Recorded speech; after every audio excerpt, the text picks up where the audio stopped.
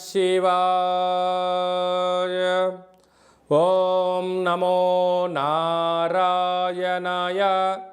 కర్మ నివారణ, నరదృష్టి నివారణ, సంచిత ప్రారబ్ధ ఆగమిక కర్మ నివారణ, తులాభార కాల భైరవాయ నమో నమః. ఓం దిగంబరాయ విద్మహే గజవాహనాయ ధీమహి తన్నో కపాలకాల భైరవ ప్రచోదయాత్. ఓం ఇంద్రాణీ శక్తి దేవ్యై నమోస్తుతే. హరి ఓం. మా ఛానల్కి స్వాగతం. చూస్తున్న వీక్షకులకు, ప్రేక్షకులకు, ప్రియ కాళ భైరవ భగవద్బంధులకి స్వాగతం పలుకుతూ, మమ్మల్ని ఎంతగానో ఆదరిస్తూ ఉండబడినటువంటి ప్రియ సోదర సోదరీమణులకు అందరిపైనను, సనాతన ధర్మ సంరక్షకులకు, జ్యోతిష్య అభిమానులకు అందరికీ కూడా స్వాగతం పలుకుతూ, ఆదివారం అమావాస్య పుష్యమి నక్షత్ర సందర్భంగా అందరికీ నిండు నూరేళ్ల ఆయురారోగ్యాలను ప్రసాదించాలని శ్రీ కాళీ సమేత కాళభైరవ స్వామిని వేడుకుందాం. ద్వాదశ రాశుల్లో గ్రహ గమనాన్ని ఒకసారి వీక్షింపచేద్దాం. వృషభ రాశిలో కుజుడు మరియు దేవగురు బృహస్పతి సంచార స్థితి, కర్కాటక రాశిలో రవి సంచార స్థితి, సింహరాశిలో బుధ శుక్ర సంచార స్థితి, కన్యరాశిలో కేతు భగవానుడు సంచార స్థితి, కుంభరాశిలో శని భగవానుడు వక్రగమన సంచార స్థితి, మీనరాశిలో రాహు సంచార స్థితితో ద్వాదశ రాశుల్లో గ్రహ గమనాలు ఈ విధంగా ఉన్నాయి.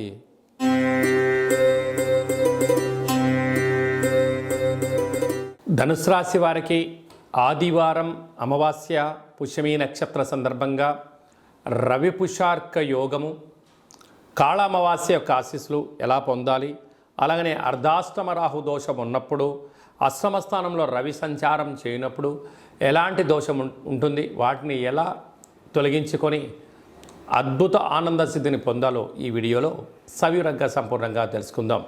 ధనుసు రాశిలో ఏ నక్షత్రాలు వస్తాయనగా, పూర్వాషాఢ నక్షత్రంలోని 4 పాదాలు, మూలా నక్షత్రంలోని 4 పాదాలు, ఉత్తరాషాఢ నక్షత్రంలోని 1 పాదం కలిపితే ధనుసు రాశి అవడం జరుగుతుంది. చాలామందికి పుట్టినటువంటి కాల సమయంలో డేటా ఆఫ్ బర్త్లు లేనటువంటి కారణం వలన పేరు యొక్క మొదటి అక్షరాన్ని అనుసరిస్తూ రాసిన తెలుసుకునే ప్రయత్నం చేద్దాం.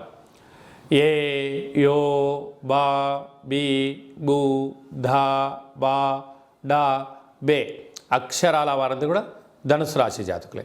ధనుసు రాశి యొక్క అధిపతి దేవగురు బృహస్పతి కనుక వీరికి అర్ధాష్టమ రాహు, శని భగవానుడు ధనస్థానం వైపు వక్రగమన ప్రయాణం అవ్వడం, అష్టమ స్థానంలో రవి సంచార స్థితి ఉండడం వలన ఆదివారం అమావాస్య పుష్యమి నక్షత్ర సందర్భంగా తెల్ల జిల్లెడు వృక్షానికి పూజ చేయడం, తెల్ల జిల్లెడు వృక్షం చుట్టూ ప్రదక్షిణ చేయడం, ఆ యొక్క పూజ చేసి దీపం పెట్టి ధూపదీప నైవేద్యాలు పెట్టిన తర్వాత అందులోంచి ఒక వినాయకుడు రూపం కలిగినటువంటి మొదల్ని వేరుని తీసుకుని వచ్చి బాగా కడిగి సింధూరాన్ని పూచి శ్వేతార్క వరసిద్ధి తంత్ర తాంత్రిక కాళభైరవ హోమ కార్యక్రమాన్ని చేసుకొని ఇంట్లో పెట్టుకున్నట్లయితే అద్భుతమైన ఆరోగ్యం, ఆనందం, జీవన విధానంలో మంచి మార్పులు, ఆరోగ్య సిద్ధి, ఆనంద సిద్ధి, ఐశ్వర్య సిద్ధి, అఖండ లక్ష్మీ కటాక్ష సిద్ధి కలిగి మీరు ఏదైతే అనుకుంటున్నారో అన్నింటా విజయం మీ సొంతమవుతుందని చెప్పి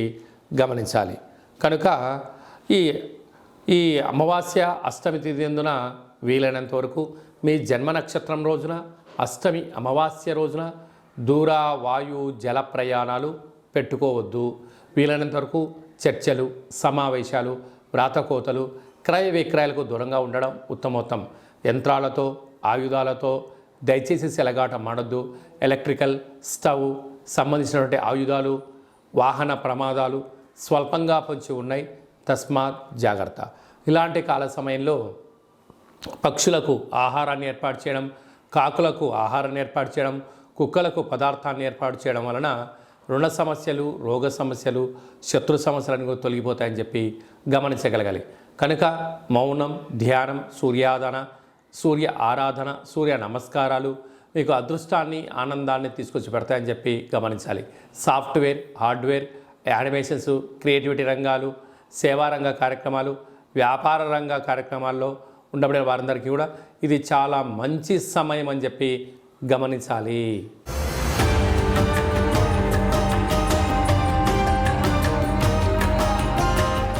కంచు మోగినట్టు కనకమ్ము మోగదు గదరా సుమతి అని చెప్పి మనకు సుమతి శతకంలో చెప్పడం జరుగుతుంటుంది. రాసులు 12 ఎలా ఉంటాయో 12ని అచ్చు వేయడం జరుగుతుంటుంది. పూజ చేసిన తదనంతరము ఈ యొక్క పాత్రను ఇలా ఎడమ చేతో పట్టుకొని కుడి చేతో ఈ కరసాహం తీసుకొని ఇలా చిన్నగా శబ్దం చేసినట్లయితే ఓంకార శబ్దం రావడం జరుగుతుంటుంది.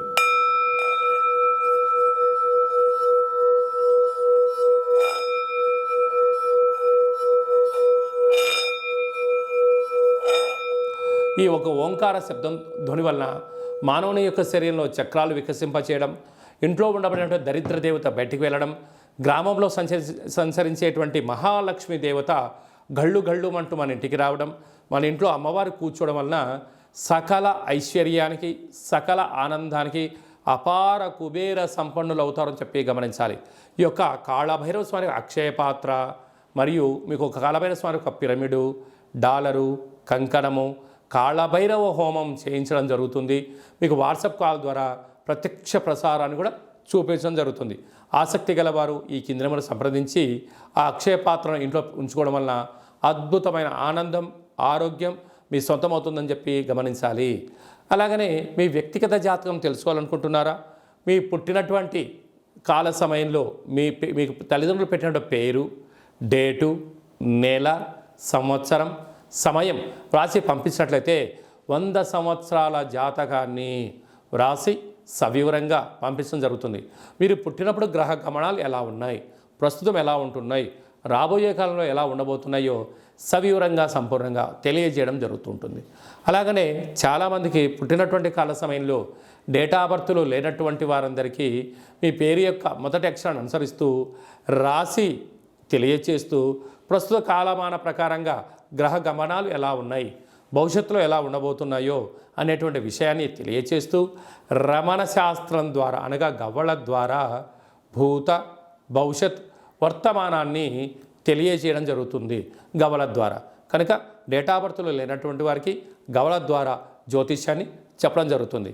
కనుక మన వ్యక్తిగత జాతకాన్ని తెలుసుకుందాం, గ్రహాలలో ఉండబడిన దోషాలను తెలుసుకుందాం, తినేటువంటి ఆహారాల్లో, వేసుకునే వస్త్రాల్లో, చేసే పనుల్లో స్వల్పమైన మార్పులు చేసుకుందాం. అద్భుతమైన ఆనందకరమైన ఆరోగ్యకరమైన కుబేర సంపన్నమైన జీవితానికి స్వాగతం పలుకుతాం. కనుక ఆసక్తి గలవారు ఈ కింద సంప్రదించి అపాయింట్మెంట్ తీసుకొని సంప్రదించగలరు. అలాగనే మీ అబ్బాయి కానీ అమ్మాయికి కానీ ఎంత ప్రయత్నం చేసినా వివాహం అవ్వడం లేదా? ఎందుకు వివాహం అవ్వడం లేదు? జాతకంలో ఎలాంటి దోషాలు ఉన్నాయి? వివాహం ఎప్పుడవుతుంది? ఎలాంటి అబ్బాయితో అమ్మాయితో కలపడం వలన వీరి యొక్క గణగుణాలు బాగుంటాయో తెలుసుకోవడం జరుగుతుంటుంది. కనుక జాతకాన్ని తెలుసుకుందాం, మంచి వివాహ సంబంధం తెచ్చుకుందాం, భావితరాల్లో మంచి ఆనందకరం జీవితం పొందుదాం. కనుక వచ్చేటువంటి జాతకాన్ని వధువరుల యొక్క పాదాలు, గుణాలు, సంతాన యోగము, అలాగనే విదేశీయాన యోగము, ఎలాంటి యోగాలు ఉన్నాయో కూడా తెలుసుకుందాం. అలాగే మీ అబ్బాయి కానీ అమ్మాయికి కానీ చిన్నపిల్లలు పుట్టినట్లయితే ఏ మాసంలో పుట్టితే ఎలాంటి పేర్లు పెట్టుకోవాలి, నక్షత్రంలో ఉన్న విశిష్టత ఎంతో కూడా తెలియజేయడం జరుగుతుంటుంది. ఈ యొక్క మాసంలో పుట్టినట్టు రోజు వారందరికీ కూడా, అలాగే వివాహ వార్షికోత్సవం చేసుకుంటున్న వారందరికీ కూడా మన యొక్క దేవాలయంలో ప్రత్యేకంగా కాళభైరవ హోమం చేయించడం జరుగుతుంటుంది. అలాగనే ప్రసాదం కూడా మీకు పంపించడం జరుగుతుంది. మనమందరము కూడా కలియుగ కాలంలో కాళభైరవ స్వామికి స్మరణ చేద్దాం, కష్టాలకు స్వస్తి పలుకుదాం, ఐశ్వర్యానికి స్వాగతం పలుకుతాం.